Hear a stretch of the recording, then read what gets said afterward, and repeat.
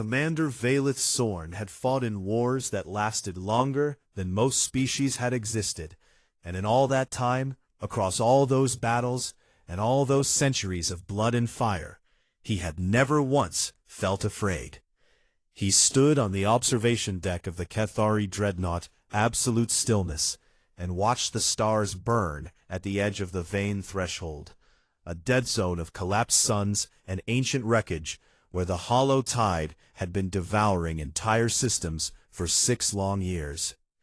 The hollow tide was not like any enemy the galaxy had faced before. It was a living swarm, a biomechanical nightmare that consumed ships and stations and worlds and turned everything it touched into more of itself, growing larger and hungrier with every victory. 11 elder species had formed the Galactic Concord to fight it, and 11 elder species had been losing. Valeth's crystalline bones hummed faintly as he reviewed the tactical data scrolling across his vision. And fleet losses, and projections that painted a picture so grim that even the Concord's most optimistic strategists had stopped pretending the war was going well. And now they had done something desperate. They had invited the humans. Valeth turned the word over in his mind, the way one might examine a dead insect, with mild curiosity and faint disgust. Humans, a species barely 200 years into interstellar travel, a species that still killed each other over territory and ideology, and sometimes for no reason at all. A species that the elder races referred to in private as the screaming children of the galaxy. The Concord had extended a wartime pact to Earth's government, and Earth had accepted with an enthusiasm that Valeth found deeply suspicious. No rational species should be eager to join a war it had no stake in. But the humans were not rational. That was the entire problem. His second officer, a young Cathari named Tyrell, approached with a data tablet and informed him that the Terran Expeditionary Fleet had arrived in system, and that their commanding officer had requested a joint briefing at the earliest opportunity. Valeth asked who the commanding officer was. Tyrell told him it was a Captain Elena Morrow, and Valeth noted the low rank with something that might have been contempt if his species had been capable of such a thing. They had sent a captain to a war that had already consumed admirals and fleet commanders and entire ruling councils. He made his way to the briefing chamber an hour later, taking his time, because punctuality was a courtesy, and courtesy was earned. When he arrived, the humans were already there. There were 6 of them seated around the curved table, and Valeth's first observation was that they were remarkably fragile-looking creatures. Soft skin over soft muscle over hollow bones that would shatter under pressures a Cathari child could endure without complaint. His second observation was that they were loud. Captain Elena Morrow was a woman of medium height, with dark hair cut short and eyes the color of burnt copper. And she was laughing when Valeth entered the room. Actually laughing, teeth showing, head tilted back, making a sound that resonated strangely in the chamber's acoustics. She stopped when she saw him, and stood and extended her hand in the human greeting gesture. And Valeth stared at it for exactly 2 seconds before taking it, because he had been briefed on human customs, even if he found them primitive. Her grip was firm and warm, and she looked directly into his compound eyes without flinching, which was unusual. Most species found the Cathari unsettling to look at. She told him it was good to finally meet him, and that she had read his tactical record, and that she was impressed. Valeth told her that her fleet was smaller than expected. Morrow smiled at that, a sharp, quick thing that showed her teeth again, and said that her people believed in quality over quantity. The briefing did not go well. Valeth presented the Concord's standard doctrine for the Vane threshold, a war of attrition, layered defenses, strategic withdrawal when losses exceeded acceptable parameters. A slow, grinding campaign designed to exhaust the hollow tide over decades, if necessary. Morrow listened to the entire presentation without interrupting, which Valeth would later recognize as an act of tremendous self-control on her part. When he finished, she asked one question. She asked what the acceptable casualty rate was for the colony on Vane 7, the 40 million civilians living directly in the projected path of the next Holotide advance. Valeth told her the models projected a 12% loss of civilian population under optimal defensive conditions. Morrow's expression changed in a way Valeth could not read, something hard and bright moving behind her copper eyes, like a fire being stoked, and she said that 12% of 40 million was 4.8 million people, and she asked if he was comfortable with that number. Valeth told her that comfort was irrelevant, and that the number was statistically optimal. Morrow leaned forward and placed both hands flat on the table, and said that where she came from, they did not calculate how many people they were willing to let die. They calculated how many they could save, and then they fought like hell to save more. Valeth informed her that emotional responses to strategic realities were the reason humanity had spent most of its history at war with itself. The room went very quiet after that. One of Morrow's officers, a large man with scars on his knuckles, shifted in his seat in a way that suggested he was considering violence, but Morrow held up one hand without looking at him, and he went still. She told Valeth that she respected his experience and his record, but that her fleet would operate under Terran rules of engagement, which meant they did not abandon civilian populations, and they did not retreat while people were still dying. Valeth told her she was welcome to waste her ships however she wished. They parted coldly. That night, Valeth walked through the station's lower levels to inspect the human barracks, telling himself it was a routine assessment of Allied readiness, and knowing on some level that it was something else, something closer to curiosity, though he would not have admitted it. What he found there confused him. The humans were not preparing for war the way any rational species would. They were not running simulations, or checking equipment manifests, or meditating on tactical scenarios. They were playing music. It came from somewhere deep in the barracks, a thundering rhythmic sound that vibrated through the deck plating and up through Valeth's crystalline bones, and mixed with the faint smell of ash and metal. The music were voices, humans singing, dozens of them, their voices rough and loud and shockingly alive. He found a doorway and looked inside and saw them gathered in a common area, some cleaning weapons, some eating, some arm wrestling, and all of them surrounded by this wall of sound that seemed to pulse with something Valeth had no name for. One soldier sat alone on a crate near the door, a young man with a shaved head and kind eyes, and he was singing softly to himself while field stripping his rifle with practiced hands. And when he noticed Valeth watching, he grinned and asked if the commander wanted to come in and grab a drink. Valeth declined and walked away and tried to understand what he had just witnessed. These people were going to war, real war, against an enemy that ate ships and dissolved flesh and had killed billions, and they were singing. They were laughing and drinking and telling stories and touching each other on the shoulders, backs in gestures of warmth and connection.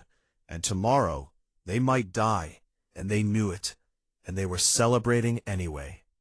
It made no sense. Valeth returned to his quarters and stood in the dark for a long time, his crystalline bones humming with a frequency he did not recognize. 3 days later, the Holotide attacked Vane 7, arriving ahead of every projection and every model, and the war came to them all, like a wave that had no intention of stopping. The Holotide came out of dark space like a living storm, a billion shrieking fragments of metal and flesh and hunger pouring through the void toward Vane 7, where 40 million people looked up at the sky and saw death coming for them. Commander Valeth stood on the bridge of the absolute stillness and gave orders with the calm precision his species was famous for. Fire lanes established, shield rotations cycling, fleet elements positioned in the standard Concord defensive lattice that had held the line in 47 previous engagements. For the first 11 minutes, everything went according to doctrine.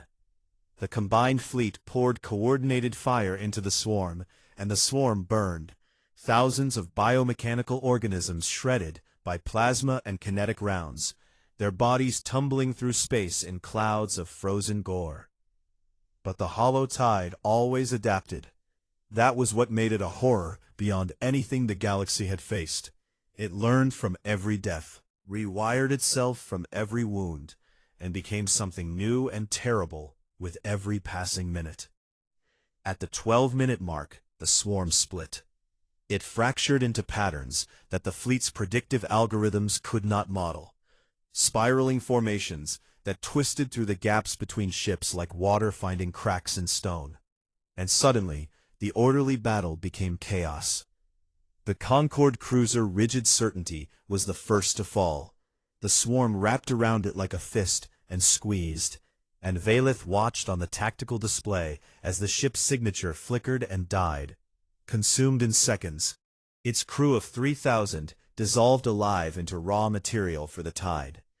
40 seconds later, the cruiser measured response followed it into silence. Valeth felt nothing. The Cathari did not feel things in battle. That was their strength. That was what made them the finest military minds in the galaxy. And he issued the withdrawal order with steady hands, pulling the fleet back to the secondary defensive line, as doctrine demanded. The Concorde ships began their retreat in perfect formation, precise and calculated, and exactly as they had been trained. The human ships did not move. Valeth checked the tactical display twice, because surely this was an error. Surely the humans had simply not received the order. But the Terran fleet was still there, in the kill zone, holding position while the swarm closed in around them like jaws. Captain Morrow's voice came through on the all-fleet channel, and it was the strangest thing Valeth had ever heard. She was not panicked, she was not desperate, she sounded almost angry, almost joyful, as if something inside her had been waiting for this moment. She said, "All Terran ships, we are not leaving these people behind. Full offensive. Push them back, or die trying." And then the humans attacked. They did not advance in formation. They charged, every ship breaking in a different direction, weaving through the swarm with a reckless agility that defied every tactical model Valeth had ever studied. The Terran destroyer Spite drove straight into a cluster of hollow tide organisms 3 times its size. Guns blazing from every port, punching through the mass and coming out the other side trailing fire and debris and still shooting. A flight of human fighters swept across the belly of a tide capital organism, so close their engine wash scorched its skin, dropping charges into its sensory nodes with a precision that should have been impossible at that speed. And then the destroyer Hell's Kitchen did something that made Valeth's crystalline bones vibrate in a way they had never vibrated before. It turned directly toward the largest hollow-tide organism in the swarm, a creature the size of a mountain, bristling with weapons grown from the consumed hulls of Concorde ships, and accelerated to maximum velocity on a collision course. The crew had to know what they were doing.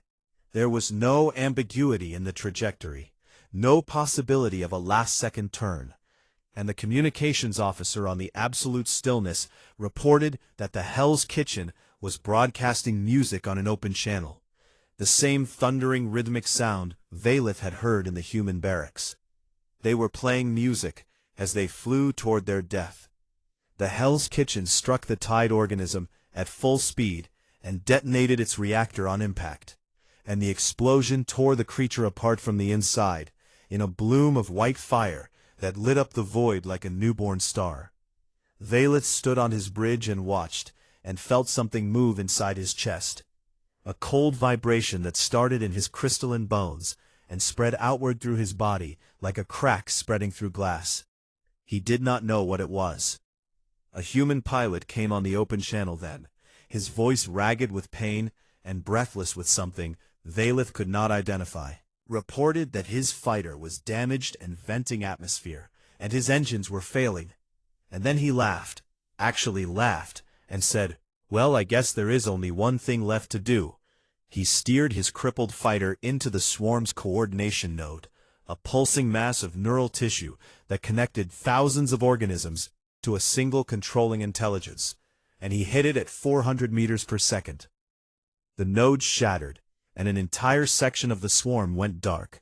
Thousands of organisms suddenly disconnected, spinning mindlessly in the void. And the pilot was still laughing when his signal cut out. Vayleth gripped the railing of his command platform and tried to process what he was seeing. Humans dying, humans choosing to die, humans turning their own destruction into a weapon, and doing it with music and laughter and a fury that seemed to burn hotter the closer they came to death. He gave an order then, the first order he had ever given, that was not in the tactical manual. He ordered the Concorde fleet to halt its retreat and re-engage. His officers looked at him with surprise, because this was not doctrine, this was not calculated, this was not what the Cathari did. But Vayleth had seen something on that battlefield that his 12,000 years of military tradition had no answer for. And he was not willing to watch it die alone. The combined fleet turned and fought. The battle lasted 6 more hours, and it was brutal and desperate, and nothing like the clean, efficient engagements the Concorde was built for. It was messy and bloody and human in a way that Vayleth would spend years trying to understand. When it was over, the swarm had been driven back, and Vane 7 was still there, its 40 million inhabitants alive, because a handful of human ships had refused to leave them behind. The casualty reports came in, and Vayleth read them in the silence of his quarters. The Terran Expeditionary Fleet had lost 40% of its deployed forces, ships and crews that had existed that morning, and were now nothing but expanding clouds of debris and memory. And the humans were celebrating. He could hear them through the bulkheads, not the quiet satisfaction of a mission completed within acceptable parameters, but something loud and raw and alive. They were cheering and weeping and embracing each other and telling stories about the dead, shouting the names of fallen friends into the air, as if the sound alone could keep them alive. Vayleth sat in his dark quarters and felt his crystalline bones vibrating with that strange cold frequency that had started during the battle and had not stopped since. He accessed the Cathari linguistic database, the most comprehensive collection of words and concepts his species had ever assembled. 12,000 years of language refined to capture every shade of thought and perception and experience. He searched for a word, matched what he was feeling. This cold crack spreading through his chest, this trembling awareness that he had witnessed something that changed the shape of the universe inside his mind. He searched for a long time. He found nothing. The Cathari had no word for what the humans had made him feel. And as he sat in the dark, listening to them celebrate their dead, he began to wonder if perhaps his species had been missing something important for a very long time. He did not sleep that night. He sat and listened to the humans sing, and tried to understand how a species so fragile and so brief and so full of pain could burn so terribly bright. In the days that followed the Battle of Ven 7, Commander Vayleth Sorn began to study the humans with an intensity that surprised even himself. He told himself it was tactical analysis, a commanding officer's duty to understand the capabilities and limitations of Allied forces. And he almost believed it for the first 2 days, before admitting quietly in the privacy of his own mind that he was not studying them as a commander studies soldiers. He was studying them the way a blind creature studies light for the first time. The joint fleet had pulled back to a staging base on a barren moon called Ven 12, a gray, lifeless rock where the Concorde had built temporary shelters and repair facilities. And it was here in this bleak place that Vayleth began to see the humans not as a species, but as people. He watched them in the corridors, and the mess halls, and the repair bays, moving through their days with an energy that seemed to come from somewhere inside them, rather than from food or rest or any external source. They touched each other constantly, hands on shoulders, arms around waists, foreheads pressed together in moments of quiet connection. And Valeth, who had never been touched by another living being outside of combat, found this both fascinating and deeply uncomfortable. They argued loudly and forgave quickly, and laughed at things that were not funny, and cried at things that were not sad, and the whole chaotic mess of their emotional lives played out in the open where anyone could see it, as if they had no concept of privacy or shame when it came to what they felt. A Cathari would sooner expose a structural weakness in battle than reveal an emotion to a colleague. But the humans seemed to believe that showing what was inside them made them stronger somehow. Valeth did not understand this, not yet. On the fourth day after the battle, Captain Morrow found him standing alone in the observation bay, watching the stars through the reinforced glass, and she stood beside him without speaking for a while, in a silence that felt different from Cathari's silence, warmer somehow, as if her mere presence added something to the air. She told him there was going to be a memorial service for the fallen that evening, and asked if he would like to attend. Valeth asked what a memorial service was. Morrow looked at him with an expression he could not read, and told him it was how humans honored their dead. He almost declined. The Cathari did not honor their dead, because the dead were no longer strategically relevant. But something stopped him, that same strange vibration in his bones that had started during the battle, and had never quite gone away. He told her he would attend. The memorial was held in the largest cargo bay on the station, a vast gray space that the humans had transformed with simple means. Candles in glass jars lined the walls, casting a warm flickering light that softened the hard edges of the military architecture. And someone had placed photographs on a long table at the front of the room. Faces of the dead staring out at the living with frozen smiles. Nearly every human on the station was there, packed into the space shoulder to shoulder, and Valeth stood at the back and towered over them by a full meter, and felt for the first time in his life like the smallest person in the room. Captain Morrow spoke first, and her voice was steady but not hard, strong but not cold, and she said the names of the ships that had been lost, and the number of crew on each one. And with each name, the humans around Valeth made small sounds, sighs and whispers and quiet broken things that he felt in his bones like distant impacts. Then she opened the floor and asked if anyone wanted to speak. A young soldier stood up near the front, a small woman with red hair and swollen eyes, who looked like she had been crying for days, said she wanted to talk about her brother. His name was David, and he had been a gunner on the Hell's Kitchen, the destroyer that had rammed the Tide organism. And his sister stood in front of 200 people and told them about him. She said David had been afraid of the dark when he was a child, and afraid of deep water as a teenager, and afraid of space when he first enlisted, and that he had been afraid every single day of his military career, without exception. She said he told her once that fear was the first thing he felt every morning when he woke up, and the last thing he felt every night before he slept, and that it lived inside him like a second heartbeat, constant and steady and never silent.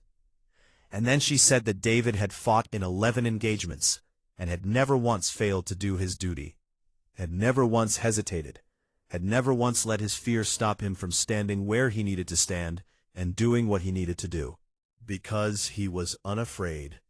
He was brave because he was terrified, and he showed up anyway, every single time, until the very last time. She sat down, and the room was silent for a moment that felt like it lasted forever. And then someone began to clap, a slow, steady rhythm that spread through the crowd until the whole bay was thundering with it. Hundreds of human hands beating together in a sound that was not celebration, but something deeper, something that said, "We see you, we remember, We carry what you carried." Valeth's crystalline bones were vibrating so hard he thought they might crack. Afterwards, he found Captain Morrow outside the cargo bay, leaning against a wall, with her eyes closed and her face wet, and he asked her a question that had been building inside him since the battle. He asked her how humans could know they would die, and know they would suffer, and still choose to fight, not despite the fear, but through it, as if the fear itself was something they used. Morrow opened her eyes and looked at him, and for a moment she seemed very tired and very old, despite being young by any measure. And she told him about courage. She said courage was not the absence of fear, it was action in the presence of fear, and that humans had learned a long time ago, back when they were still living in caves and hunting with sharpened stones, that fear was not a wall to stop them, but a fire to drive them forward. She said that everything the humans had ever built, every city, every ship, every work of art, every act of kindness, had been built by people who were afraid and did it anyway. She told him that fear meant you had something to lose, and having something to lose meant you had something worth fighting for. And fighting for something you loved, while terrified of losing it, was the most powerful force the human species had ever discovered. Valeth stood in the corridor and felt the universe rearrange itself inside his mind. The Ketharai had always believed that their emotional emptiness was their greatest weapon, that feeling nothing allowed them to think clearly, act rationally, and wage war without the messy interference of sentiment. But the humans were not empty. They were the opposite of empty. They were filled to overflowing with terror and love and rage and grief and joy, and they fought with all of it. Every emotion a fuel source, every feeling a reason to keep going when logic said to stop. And the terrible thought that crept into Valeth's mind, like a crack spreading through stone, was this: what if the Ketharai were not fearless because they were strong? What if they were fearless because they had never had anything worth being afraid to lose? What if feeling nothing was not a weapon, but a wound? He returned to his quarters and sat in the dark for a long time, and felt the cracks spreading through everything he had ever believed about himself and his species. And the nature of war. The next morning the intelligence reports arrived, and they were worse than anyone had predicted. The hollow tide was massing for a final assault, not on a colony, not on a station, but on Vane Prime itself, the last major world in the sector. 900 million people, living on a planet that was about to become the most important place in the galaxy. The Concord fleet was not strong enough to hold it. The numbers were clear, and the projections were unanimous, and every tactical model said the same thing in the cold language of mathematics. Vane Prime would fall. Captain Morrow requested a private meeting with Valeth that evening, and she came to his quarters and sat across from him and told him she had a plan. She told him the plan, and Valeth listened, and as she spoke, he felt his crystalline bones begin to vibrate with a frequency he now recognized, a frequency he had felt for the first time during the battle, and had felt again, the memorial, and was feeling now with a clarity that was almost painful. It was fear, real fear, deep and cold and absolute, and it was not fear of the enemy, or fear of death, or fear of failure. It was fear of losing her, and fear of losing them, and fear of losing this impossible burning species that had somehow in the space of a few weeks taught him what it meant to feel something worth being afraid of. Morrow finished explaining the plan, and asked him what he thought. Valeth looked at her across the table and felt terror for the first time in his life, with the full weight of understanding behind it. And he said nothing for a very long time, because her plan was going to work, and it was going to cost everything. The plan was simple in the way that only truly insane things can be simple. A single carrier, loaded with a cascading singularity charge, would fly directly into the heart of the hollow tide's central hive ship, a moon-sized biomechanical nightmare that served as the brain of the entire swarm, and detonate the charge inside its core, severing the neural network that connected billions of tide organisms across the sector. Without that network, the swarm would become mindless, a billion disconnected fractions drifting through space with no coordination and no purpose. Easy prey for the Concorde fleet to destroy piece by piece over the following months. The plan would end the war. The problem was that the singularity charge would consume everything within 200 kilometers of the detonation point, and the carrier had to be inside the hive ship when it went off, and there was no engine in the galaxy fast enough to escape that radius in the time between detonation and annihilation. Whoever flew the carrier in would not be coming back. Captain Morrow presented the plan to the Concorde War Council via holographic link, standing in the center of the projection chamber on Vane 12, with 11 alien commanders staring down at her from their seats of power scattered across the sector. She laid out the tactical details with the calm precision of someone who had already made peace with what she was proposing. And when she finished, the chamber was silent for exactly 4 seconds before the objections began. The Telvanni delegate said the plan violated the Concorde doctrine of acceptable loss. The Vire representative called it suicide dressed in strategy. The Morath commander, an ancient being who had fought wars before humanity had discovered fire, said that no species with a functioning survival instinct would propose such a thing, and that humanity's willingness to do so only proved what the elder races had always feared, suspected that humans were fundamentally broken. Valith watched from his position at the edge of the chamber and said nothing, his crystalline bones humming with that terrible new frequency that he now knew was fear.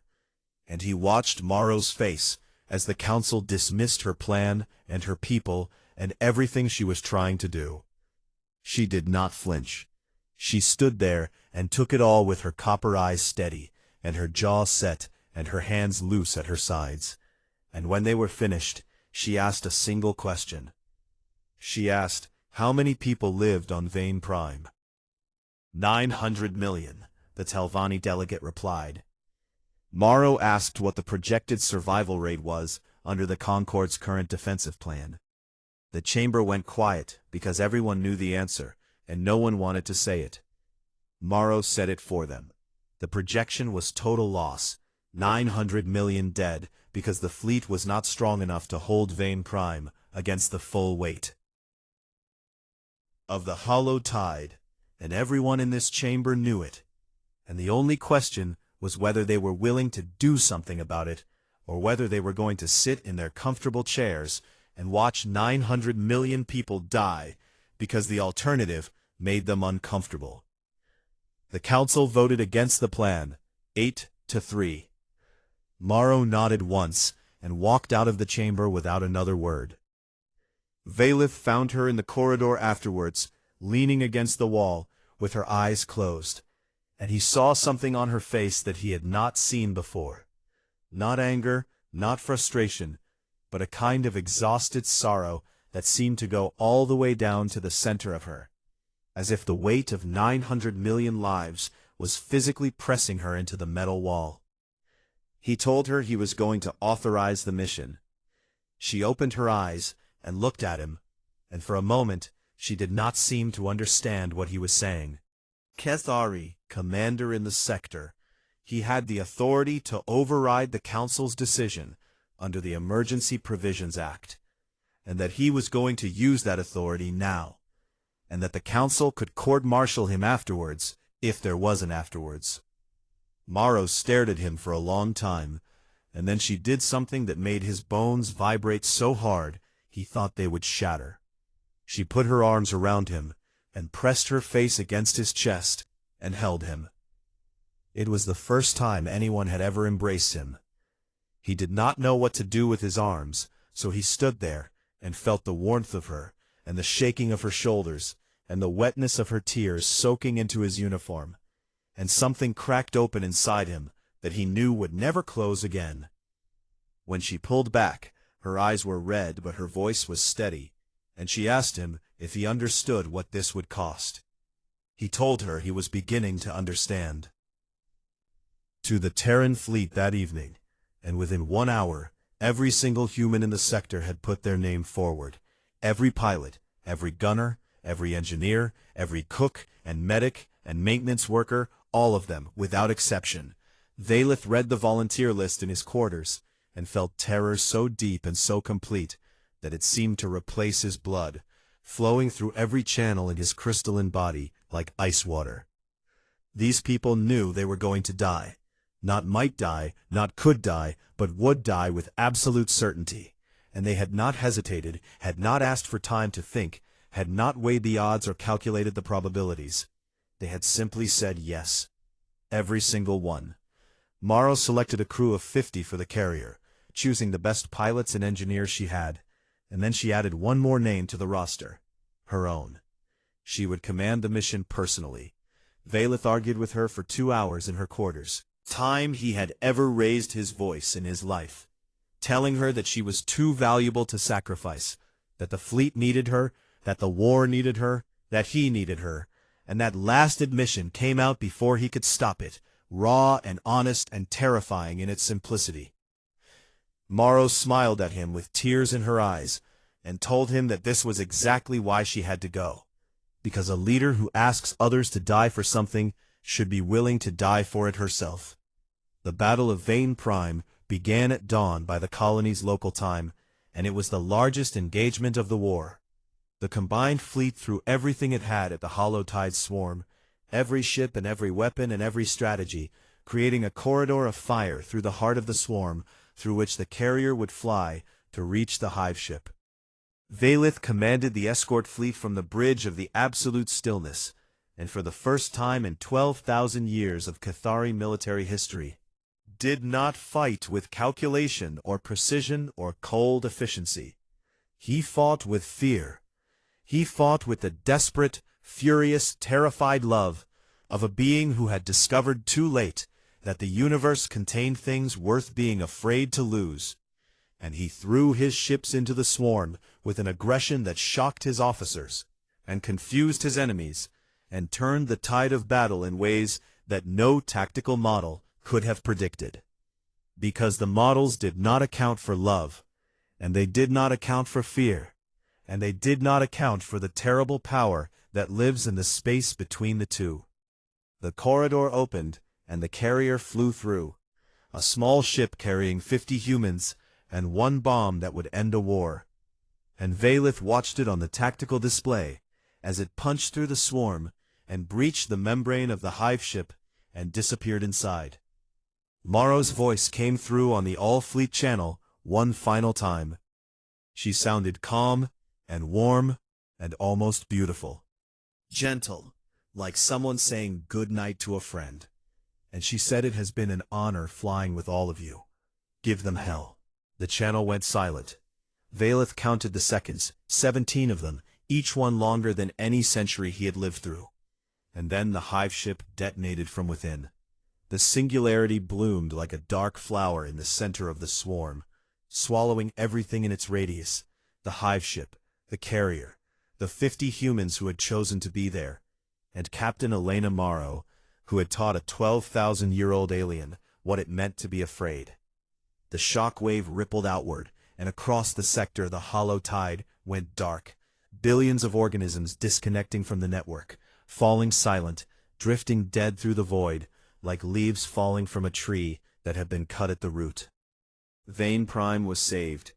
900 million people would live, because 50 had chosen to die.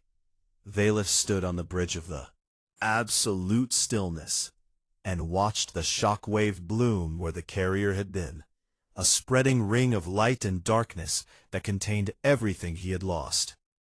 His crystalline bones were cracked, actually cracked, fracture lines running through the mineral structure of his skeleton from the sustained vibration of an emotion his species was never built to feel. He did not try to stop it. He stood there and let the cracks spread and felt the pain of them, and understood for the first time why the humans did not run from pain, why they did not hide from grief, why they stood in the fire and let it burn them, because the pain meant it mattered, because the grief meant it was real, because the cracks in his bones were proof that he had loved something, and loving something was worth every fracture, every break, every scar that would never heal. He stood on his bridge and watched the light fade where Elena Morrow had been, and he let himself break, not try to put the pieces back together. 6 months after the Battle of Vane Prime, the war was over in every way that mattered. The hollow tide, severed from its coordination network, had become nothing more than a scattered collection of mindless organisms drifting through the void, and the Concord fleet was systematically hunting them down, cleaning the galaxy of the plague that had nearly consumed it. Worlds that had lived in shadow for 6 years were seeing sunlight again, and species that had prepared for extinction were rebuilding, and the galaxy was learning how to breathe without fear for the first time in a generation. And Commander Valeth Sorn went home. The Cathari homeworld was called Tessara, a planet of crystalline mountains and glass deserts, where the light of 3 suns refracted through the mineral landscape and filled the air with prismatic fire. It was considered one of the most beautiful worlds in the galaxy by species that could appreciate beauty, and Valeth had never once in his life thought of it as anything other than a strategic asset. He thought of it differently now. He noticed the way the light played across the crystal spires of the capital city, and thought of the candles in glass jars that the humans had lit for their dead. And he noticed the silence of the streets, and thought of the music that had shaken the deck plates of a barracks on a station that now felt like another lifetime. And he noticed the way his people moved through their days without touching each other, without laughing, without singing, without any of the loud, messy, beautiful chaos that had filled every space the humans occupied.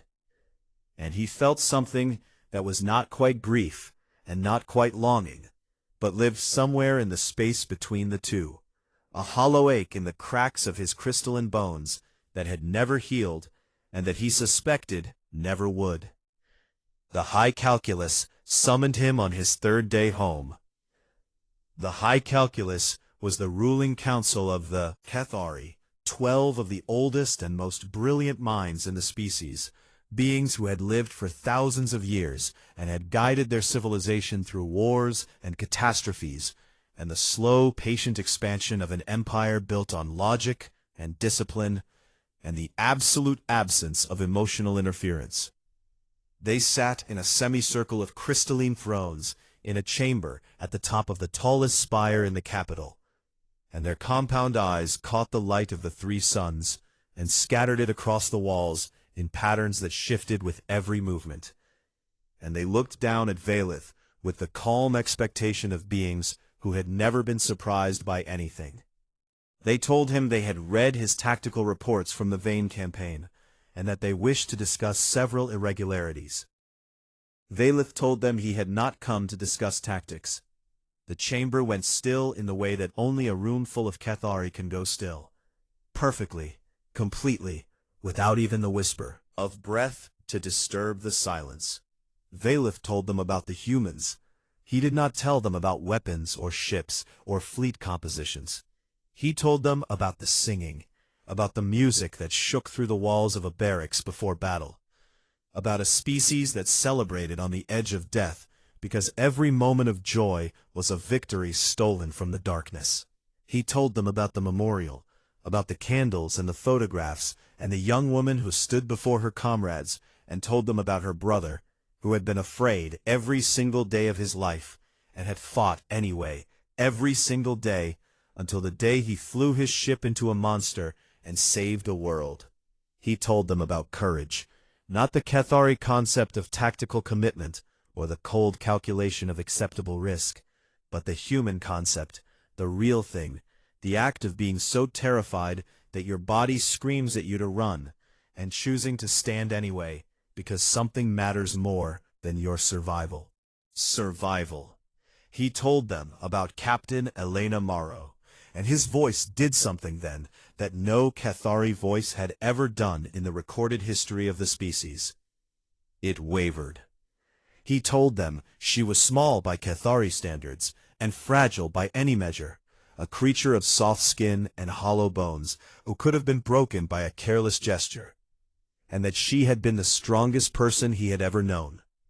He told them she had taught him that strength was not the absence of weakness, but the decision to act despite it, and that the most powerful force in the universe was not a weapon or a fleet or a strategy, but a choice. The choice to care about something enough to be destroyed by losing it, and to fight for it anyway. He told them about fear. He told them that he had experienced terror for the first time in his life, fighting alongside the humans, and that the terror had not made him weaker. It had broken something open inside him that had been closed for his entire existence. A door he had not known was there, and behind that door was everything the Cathari had been missing for 12,000 years. The high calculus listened in absolute silence, and when he finished, the eldest among them, a being called Tessif who had lived for 9,000 years, and had seen empires rise and fall like tides, leaned forward and asked a question. Tessif asked if Valeth was suggesting that the humans were superior warriors because they were afraid. Valeth looked at the 12 oldest minds of his civilization and said something that shook the crystal walls of the chamber. He said that the Cathari had fought for 12,000 years and had never once asked themselves what they were fighting for. They fought because it was logical, because it was strategic, because it was what they did. But the humans had only been fighting for 200 years, and every single one of them, from the youngest recruit to the most grizzled veteran, could answer that question instantly. They fought for each other. They fought for the person standing next to them, and the family waiting at home, and the future they might never see, and the idea that someone somewhere would live because they had been willing to die. They fought because they loved, and they loved because they were afraid of losing what they loved. And that fear, that terrible, beautiful human fear, was the engine that drove them to do impossible things. Valeth told the high calculus that he wanted to propose something that had never been proposed in Cathari history. He wanted the species to adopt a new word, a word borrowed from the human language, a word that contained everything the Cathari had never understood about themselves and about the galaxy and about the nature of war. The word was courage, not fearlessness, not the absence of feeling, but the presence of fear and the choice to act anyway, the decision to carry terror inside you like a second heart and let it beat alongside the first, and draw strength from both. The high calculus deliberated for 3 days.